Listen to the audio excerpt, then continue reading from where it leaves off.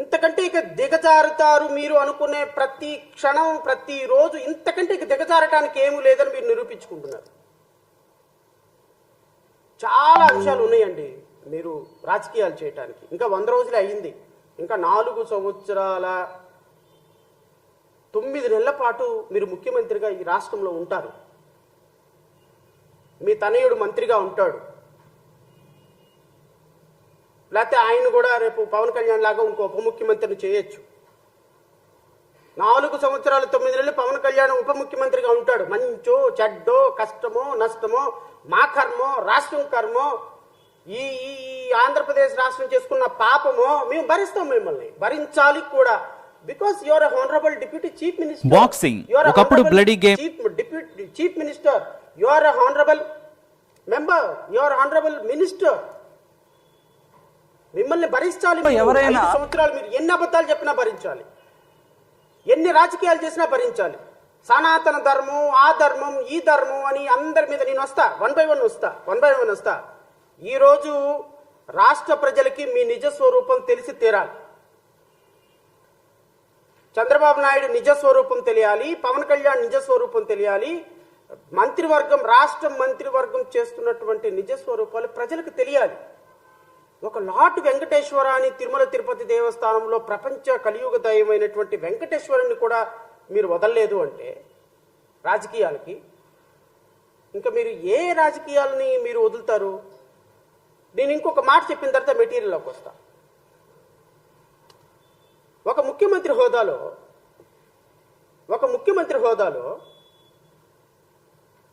పచ్చి అబద్ధాలు ఆడేటువంటి అత్యంత షార్ప్గా ఫాస్ట్గా కళ్ళు మూసుకొని తెరిచే లోపు అబద్ధాలు ఆడే ముఖ్యమంత్రులు ఎవరు అంటే మన రాష్ట్ర ముఖ్యమంత్రి చంద్రబాబు నాయుడు గారు. ఇంకొక కేటగిరీలో కూడా అవార్డులు పెడితే ఈ కేటగిరీ అవార్డుల్లో కూడా అత్యంత సెన్సిటివ్ అంశాన్ని, ప్రతి చిన్న అంశాన్ని కూడా రాజకీయం ఎలా చేయగలము అంటే రాజకీయం చేయగలిగిన రాజకీయ నాయకుడు ఎవరని ఒక పోటీ పెడితే భారతదేశంలో ఫస్ట్ ప్లేస్లో నుంచుంటాడు పవన్ కళ్యాణ్.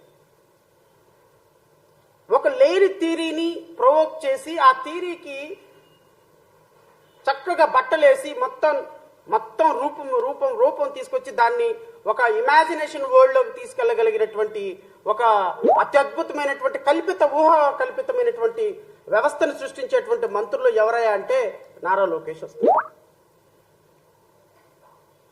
ఇంతకు నుంచి ఇంకొక ఆవిడ ఉంది ఈ మధ్యకాలంలో. పాపం ఆవిడ నేనేం అనలేకపోతున్నా, ఎందుకంటే కొన్ని సమస్యల మీద కలిసి పనిచేశాం కాబట్టి. హోమ్ మినిస్టర్ అమ్మా కొంచెం తగ్గండి, ఎందుకంటే మెరిసేదంతా బంగారం కాదు, గుర్తుపెట్టుకోండి. మెరిసేదంతా బంగారం కాదు. మనం గత ప్రభుత్వంలో పనిచేసిన 2 హోమ్ మినిస్టర్లు ఉన్నారు కదా, ఎక్కడున్నారు వాళ్ళు? ఎక్కడున్నారమ్మా?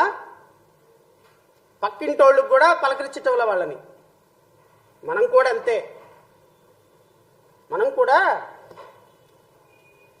అంతే, అంతకు మించి మనం ఊరికే పావలా ఇస్తే ₹1 యాక్షన్ చేయటం వల్ల ఉపయోగం లేదు. ఈవిడ అబద్ధాలు ఎలా ఉంటాయని మీకు ఒకసారి చెప్తా. కూటమి ప్రభుత్వంలో మంత్రుల దగ్గర నుంచి ముఖ్యమంత్రి వరకు అబద్ధాలు ఆడటంలో ఎలా పిహెచ్డి చేశారో ఇది కూడా సోషల్ మీడియాలో వైరల్ అవుతుంది. ఇది కూడా నేను చెప్తాను మీకు. మీకు ఇచ్చిన పాత్రని పోషించండి సమర్థవంతంగా, అంతేగాని పావలాకి ₹1 యాక్షన్ చేయమాకండి. మీకు అంత యాక్షన్ లేదు. మీరు హోమ్ మినిస్టర్ అయితే అయ్యి ఉండొచ్చేమో. మా మీద కేసులు పెట్టొచ్చు. ఎవడు భయపడేవాడు ఎవ్వడు లేడు ఇక్కడ. మీ వడతూపులకి ఎవ్వడు చింతకాయలు రాలో, గుర్తుపెట్టుకోండి. ఈ క్షణానికి ఎన్నికలు జరిగితే మీ కూటమి ప్రభుత్వానికి 25 సీట్లు కూడా రావు. 100 రోజుల పరిపాలనలో మీరు సాధించిన ఘనత అది. మీరు 100 రోజుల పరిపాలనలో మీరు సాధించిన ఘనత ఎంత అంటే ఈ రోజు ఎలక్షన్లు పెడితే 25 సీట్లు కూడా రావు మీకు. మీ అదృష్టం, ప్రజల దురదృష్టం. నువ్వు ఒక హోమ్ మినిస్టర్, ఆయన ఒక ఉప ముఖ్యమంత్రి, ఇంకో ఆయన మంత్రి, ఇంకో ఆయన ముఖ్యమంత్రి అయిపోయినారు. We are not denying it. ప్రజలు అధికారం ఇచ్చారు, చేయండి. కానీ అబద్ధాలు ఆడదు ప్రజా పరిపాలనలో. కులాన్ని టార్గెట్ చేయొద్దు. క్రిస్టియన్స్ని, ఎస్సీలని, ఎస్టీలని, ముస్లిమ్స్ని ఒక సెకండ్ గ్రేడ్, థర్డ్ గ్రేడ్ పీపుల్గా, వాళ్ళని ఒక చరిత్రహీనులుగా సృష్టించొద్దు దయచేసి. మేము కూడా మనుషులమే, వీఆర్ ఆల్సో హ్యూమన్ బీయింగ్స్. ఈరోజు మీరు మా హోమ్ మినిస్టర్ అయ్యారు కదా అని మీరు క్రిస్టియన్స్ని, లేకపోతే జీసస్ని అభిమానించే వాళ్ళని, లేకపోతే చర్చికి వెళ్ళే వాళ్ళని అవమానించొద్దు. హిందువులు హిందువులుగా ఉండం, క్రిస్టియన్స్గా ఉంటారు, ముస్లిమ్స్గా ఉంటారు. వీళ్ళందరూ కూడా ఈ భారతదేశంలో సెక్యులర్ కంట్రీలో భారతీయులుగా ఉంటారు. ఎందుకంటే డాక్టర్ బాబాసాహెబ్ అంబేద్కర్ ఎస్సీలకో రాజ్యాంగం, ఎస్టీలకో రాజ్యాంగం, ముస్లిమ్స్కో రాజ్యాంగం, హిందువులకో రాజ్యాంగం రాయలేదమ్మా. Article 25, article 26, article 27, article 31, article 14, article 19, article 16 అందరికీ ఒకటే.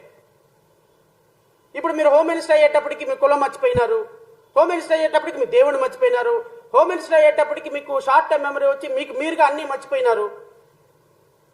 మర్చిపోయి ఏదేదో పేలుతున్నారు. కొంచెం తగ్గండి. ఒకవేళ తగ్గకపోతే 2029లో తగ్గిస్తాం, కంగారు ఏం లేదు. తగ్గే రోజు వస్తుంది, తగ్గే రోజు చాలా తొందరలోనే ఉంటుంది, కంగారు ఏం పడద్దు. ఈవిడేముందో ఒకసారి విందాం. ఇక్కడ నుంచి మొదలు పెడతాను నేను. నేను ధైర్యంగా చెప్తాను, ఎస్ నేను హిందువుని, నువ్వు చెప్పగలవా? I'm very Christian. నేను ధైర్యంగా చెప్తాను, ఎస్ నేను హిందువుని, నువ్వు చెప్పగలవా? I'm very Christian. నేను మ్యారేజ్ ఇప్పటికీ కూడా నా బ్యాగ్ లో బైబిల్ ఉంటది, అట్ ద సేమ్ టైం నా కార్ లో బైబిల్ ఉంటది. బైబిల్ లేకుండా బయటకు వెళ్ళాను. నేను ధైర్యంగా చెప్తాను, ఎస్ నేను హిందువుని, నువ్వు చెప్పగలవా? ఎందుకమ్మా నెయ్యి కల్తీ జరిగిందా లేదా అని ఎందుకు మారిపోయింది భాష ఎందుకు మారిపోయిందమ్మా? ఒకప్పుడు క్రిస్టియన్, ఇప్పుడు హిందూ ఎందుకు అయ్యారు? హోమ్ మినిస్టర్ అయ్యారు కాబట్ట. ఒకప్పుడు చర్చికి వెళ్ళేవాళ్ళు, ఇప్పుడు చర్చికి వెళ్ళలేదు, హోమ్ మినిస్టర్ అయ్యారు కాబట్ట. అంటే ఒకప్పుడు జీసస్ నమ్మితే చర్చికి వెళితే ఇప్పుడు హోమ్ మినిస్టర్ మీకు ఇవ్వరు కాబట్ట. అది ఒక చర్చికి వెళ్ళే వాళ్ళ ఆలోచనల్లో, వాళ్ళ బ్రతుకుల్లో, వాళ్ళ ఓట్లు వేయించుకొని వాళ్ళని ఎంతవరకు పెట్టాలో అంతవరకు పెట్టేటువంటి రాజకీయ నాయకుల పరిస్థితి ఇది. ఈ హోమ్ మినిస్టర్ గారిని అడుగుతున్నా నేను, అమ్మ మొన్నటిదాకా వరదలు వచ్చినప్పుడు ప్రకాశం బ్యారేజీని పడగొట్టడానికి ఉగ్రవాద శక్తులు వచ్చి ఒక 10 పడవలతోటి ప్రకాశం బ్యారేజీని పడగొట్టడానికి ప్రయత్నం చేసినప్పుడు దాన్ని రక్షించి, మీరు ఆ బోట్లను రక్షించి లక్షలాది మంది ప్రాణాలను రక్షించడానికి ప్రయత్నం జరిగింది. దానికి నందిగాం సురేష్ ఎంపీ బోట్లు, మాజీ ముఖ్యమంత్రి జగన్మోహన్ రెడ్డి బోట్లు అన్నారు కదా. ఏమైందమ్మా ఎలిగేషను? ఎఫ్ఐఆర్ కట్టారా? వాళ్ళని అరెస్ట్ చేశారా? నందిగాం సురేష్ అరెస్ట్ అయి ఉన్నాడు కదా, పోలీస్ కస్టడీకి తీసుకున్నారా? నువ్వు మీ ముఖ్యమంత్రి ఇద్దరు వచ్చి ప్రకాశం బ్యారేజీని పడగొట్టి వందల లక్షల మందిని ప్రకాశం బ్యారేజీలో నుంచి వరదలతో చంపడానికి వైఎస్ఆర్ కాంగ్రెస్ పార్టీ వాళ్ళు, గత ప్రభుత్వంలో ఉన్నటువంటి ప్రభుత్వం వాళ్ళు ప్రయత్నిస్తున్నారన్నారు కదా. మీరు ఎఫ్ఐఆర్ కట్టి వాళ్ళని అరెస్ట్ చేయాలి కదమ్మా. మీరు ఏమైందమ్మా? ఎలిగేషన్ ఏమైందమ్మా? ఆ ముఖ్యమంత్రి గారు ఏమైపోయినారు? ఆ మంత్రులు మాట్లాడిన మంత్రులు ఏమైపోయినారు? వాళ్ళ మీద ఎఫ్ఐఆర్ కట్టి అరెస్ట్ చేసి లోపలేసి అసలు ఆ బ్రిడ్జిని ఎవరు పగలగొట్టాలనుకున్నారు? కృష్ణమ్మ వరదల్ని ఆపడానికి, వరదలు రావడానికి కారణం ఎవరు అవ్వాలనుకున్నారు? ఏమన్నా అరెస్ట్ చేసి ఏమన్నా ప్రయత్నం చేశారా? లేకపోతే కేవలం పొలిటికల్ ఎలిగేషన్ అయినా? లడ్డూలాగా పొలిటికల్ ఎలిగేషనా? పరమ పవిత్రమైన నదిని కూడా మీరు వదలలేదు రాజకీయాలకి. 100 రోజుల్లో 164 సీట్లు వచ్చినాయి కదా, ఇంకేం కావాలమ్మా మీకు ప్రజలకి? 164 సీట్లతోటి మీకు అధికారం ఇస్తే కృష్ణమ్మను వదలటంలా, దుర్గమ్మను వదలటంలా, పైన ఉన్నటువంటి వెంకటేశ్వర స్వామిని వదలటంలా, మీ అబద్ధాలతోటి దేవుళ్ళను వదలటంలా, నదులను వదలటంలా, ప్రకృతిని వదలటంలా,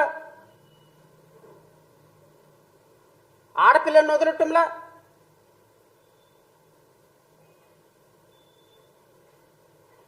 ఎవరో ఒక అమ్మాయిని తీసుకొచ్చి ఆ అమ్మాయి నా మీద తప్పుడు కేసు పెట్టారు అనగానే మీకు మీరే జడ్జిలు, మీకు మీరే కోర్టులు, ఎవడైతే కేసు పెట్టాడో విద్యాసాగర్ అనే వాడిని తీసుకొచ్చి లోపలేస్తారా? కేసు పెట్టిన నుండి లోపలేసే చరిత్ర ఈ దేశంలో ఎక్కడైనా ఉందా?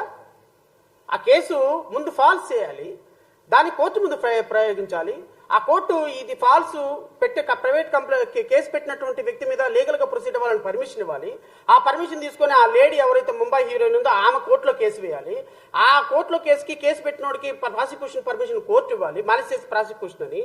ఆ మాలిసియస్ ప్రాసిక్యూషన్ కింద కోర్టు పర్మిషన్ వేసుకుని సివిల్ సూట్ వేసుకుని ఆమె పర్మిషన్ తీసుకుంటే విద్యాసాగర్ని అరెస్ట్ చేయాల్సే పరిస్థితిలో ఉన్నప్పుడు అలాంటి చట్టాన్నంతా బైపాస్ చేసి మీ ఇష్టం వచ్చినట్టు కేసు పెట్టగానే ఆ కేసు పెట్టినోడిని తీసుకొచ్చి లోపలేసి కూర్చోబెట్టారే.